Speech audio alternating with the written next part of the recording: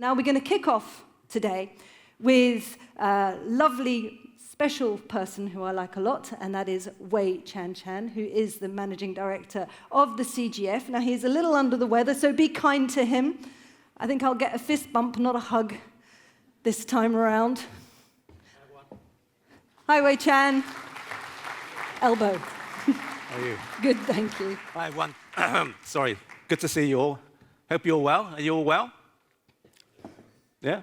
Have you all been to Dublin before? Have you all been trying the wonderful pleasures of Dublin over the last couple of days? Yeah?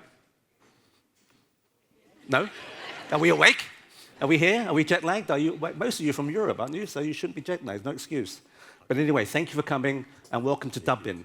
Dublin is an important part in CGF folklore. And the reason why, I let you kind of try and guess. Why do you think Dublin is an important part to CGF folklore? I give you a little clue. It's to do with pathogens, which obviously you guys understand all about. Yeah, I don't understand about pathogens, but you understand about pathogens, yes? So you remember a pesky pathogen a few years ago that was wiping out everything and basically changed our lives? Well, the reason why Dublin has a emotional relevance for us is because it was the first session that we had, the first summit that we had after COVID. So it always has a fabulous emotional resonance, because I remember coming here and I remember the desire for people to connect, to meet each other, and it was something that hadn't happened for so long. So therefore, it always has a massive emotional relevance for us. And it's also relevant today because we're talking about resurgence, resilience, as Isabel said. And so it's all kind of tying together. Now, as you know, CGF, which is the mother company, as it were, of GFSI, has multiple coalitions. We have 9 coalitions, for those who aren't aware. Many of them are sustainability related, and some of them are product data and also food safety related, as you know. So there are 9 of these things, and GFSI actually happens to be our oldest one. So it's the one that started a long time ago. I don't know how many years, actually, but it's been many, many years, and maybe Liz actually knows the answer, but it's many, many years ago, and it's actually our, I guess, core reason to be, because it's really about food safety, as Isabel said, so it's absolutely something that's absolutely critical to everybody. So I do commend you all for coming and taking part in this. As you know, we work with multiple stakeholders around the world. We have, I think, multiple groups of stakeholders in this room. And I would encourage all of you to try and meet with each other, connect, network, build new relationships, and to learn from each other. I think that one of the reasons why you're here is to learn from each other. So I hope you can get the opportunity to do that. Now, we are fortunate enough to have our 2 CEOs here today. Now, CGF has the 9 coalitions. Each of the 9 coalitions is actually sponsored by 2 CEOs. The reason why that's important for us is it helps us enable change to happen, because you have CEOs actually driving the action. And so we have the fortunate, we are fortunate to have 2 of the CEOs here. So we have 2 CEOs, and I'll bring them on stage in a second. We have Dirk van der Put, Chairman and CEO of Mondelez International, and Sean Summers, CEO of Pick n Pay from South Africa. So please join me in welcoming them to the stage.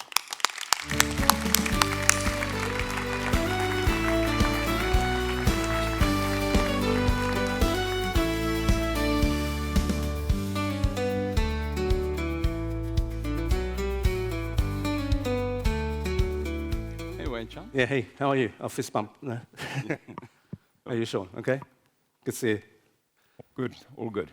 Great. Now, we have the fortune of having these guys on stage so we can ask them difficult questions, you see. So this is which I love. So I'll start with you guys. Start with you, Dirk. What is HPAI? HPAI. I was being very, well, that's not very fair. HPAI is some pathogen, apparently. So I thought I would ask you that question just to get things going, just to see the depth of knowledge in food safety. As you can appreciate, we aren't experts on food safety. You guys are the experts, but we try to keep at a strategic level. So I just thought I'd throw that out there to start the thing going off. But which pathogen? I have no idea. ask these guys. Who's going to rescue me? Howard, you can rescue me. What? Oh, it's the bird flu. Oh. See, there you go. So you knew the answer already. Yes. But anyway, getting ready to ask the first question. So maybe ask you, Dirk. Why we're here for GFSI, and so the question to you is, and also Sean, why is GFSI so important for you, your company, and the industry? Well, before I start, my life started as a veterinarian, so it's pretty embarrassing not to know that it's been a long time that I was a veterinarian. Why GFSI? If I think about it as the CEO of Mondelez, we do business in about 160 countries. We try to sell our products, which are basically snacking products, obviously in the most safest circumstances. We deal with, I still can't believe it myself, with 30,000 suppliers. 30,000 suppliers. So it's virtually impossible for us to be personally present in those suppliers. And so we need a seal of trust. And that is what GFSI provides for us. So we can trust the suppliers that we work with because we know that somebody is taking care of them. I would say if I look at GFSI from a CGF perspective, CGF represents 400 companies, the biggest food and CPG companies, the biggest retailers. I think we want one system that allows us to or one methodology that allows us to take care of food safety around the world. We don't want everybody their own system. So GFSI provides that. GFSI exists more than 20 years, has a lot of experience, bring together all these companies and all these partners. And so it gives us this trust that we have the right organization looking after food safety in the world. So that's why it's important for us. Okay, good, thank you. And Sean, what would you like to add, please? What the importance? Certainly, and good morning to everybody here.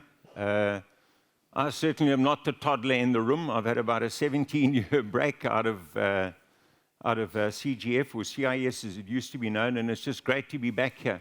And in fact, the Global Food Safety Initiative already started back then, Dirk. It was one of the initial projects that we put in place. And I can certainly say that from a retail perspective, it really is at the heart and the core of what we do, providing food safely to our consumers across all of our networks of stores, wherever we may be in the world. And I know that tomorrow afternoon late, we're going to be sharing a little bit with you about what can happen when this goes wrong. And I can tell you now, I've been at the sharp end of what things, or when things really do go wrong with a food safety crisis. And it is not something that I would wish on my worst enemy. In fact, I don't think I could dislike somebody that much to wish it upon them. So it certainly is crucial for us.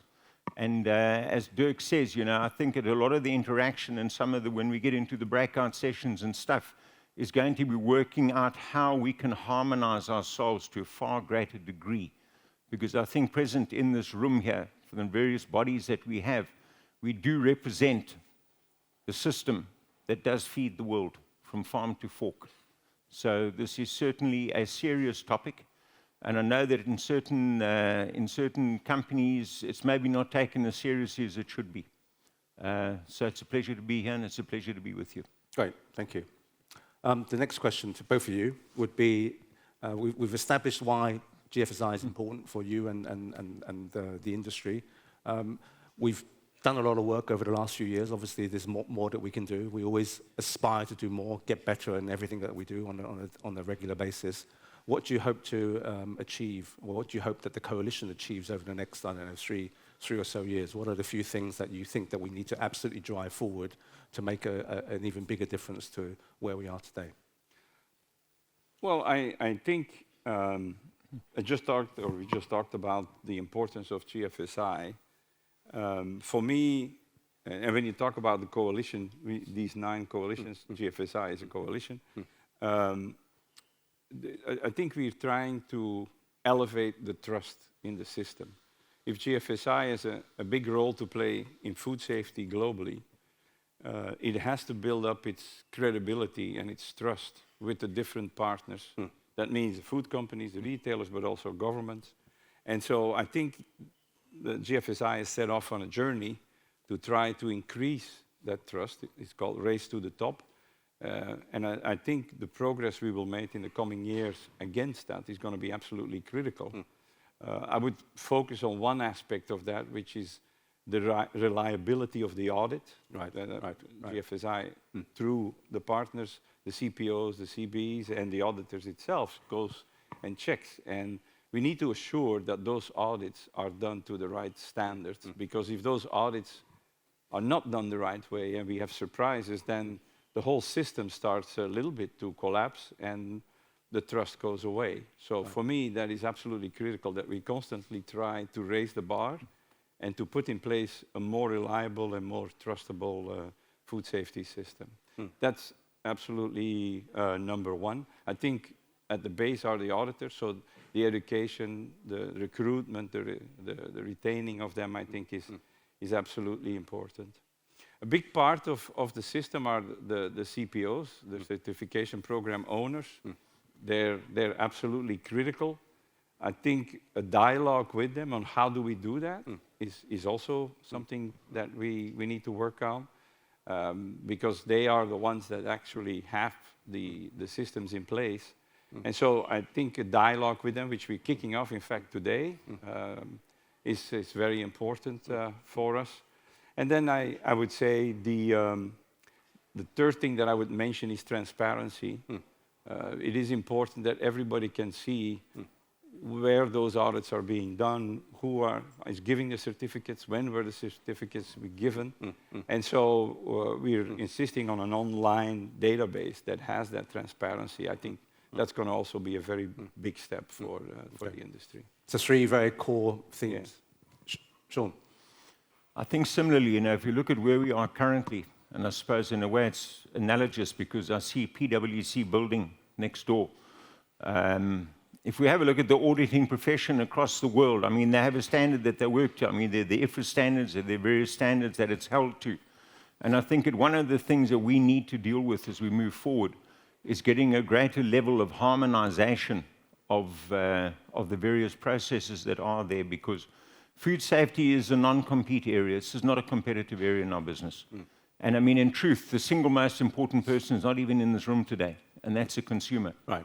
And we have to realize that that is our duty and that's our responsibility at the end of the day. So what I would want to see going forward over the next period now is that we deal with the various friction points that are there, because I have no doubt that there are some truths on both sides of the table that need to be addressed.